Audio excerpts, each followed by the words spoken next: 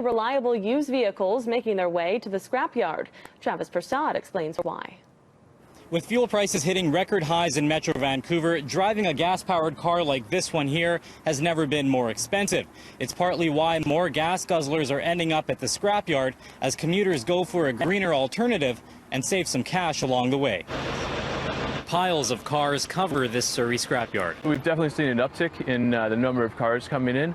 The metal recycling plant is shifting its operations into high gear to deal with the growing popularity of the BC Scrap It program. It seems like the general public is looking to get rid of some of their not so fuel efficient cars and some of the higher polluting vehicles as well, and bringing them in to be scrapped.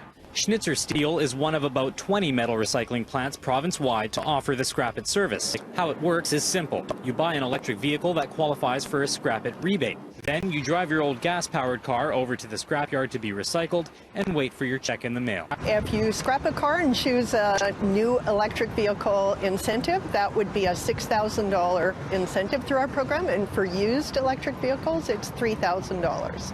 When you combine those savings with current provincial and federal electric vehicle rebates, it could all add up to $16,000 off of the purchase of a new battery electric car. When we start talking to some of the people, they do mention that gas price does play a factor in it. As prices at the pump move higher, so do the mounds of flattened cars. These are some of the 2,200 vehicles that will be scrapped here this year as their owners go electric. To qualify for the Scrap It incentive, vehicles must be insured for the 6 months prior to being turned in. It's why many of them don't look like they belong at the junkyard. They're in good condition inside and out and driven daily, so saying goodbye can be tough. We've seen people who have hugged their car when they bring it here and leave it, and they name their car. There's my car Ben, and Ben brought our first baby home from the hospital, and so it can be very emotional for some of our customers. But not all is lost. After the tires and batteries are removed for recycling and all fluids are drained, the cars are crushed and shredded into pieces the size of a tennis ball. The metal is resold globally and turned into consumer goods. We have a joke internally. We say it comes back from China as a new toaster. The not-for-profit Scrap It program has been so popular that the 1,500 incentives available this year have already been used up.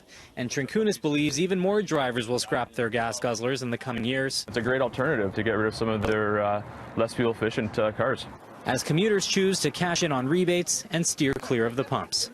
In Surrey, Travis Prasad, City News. And Travis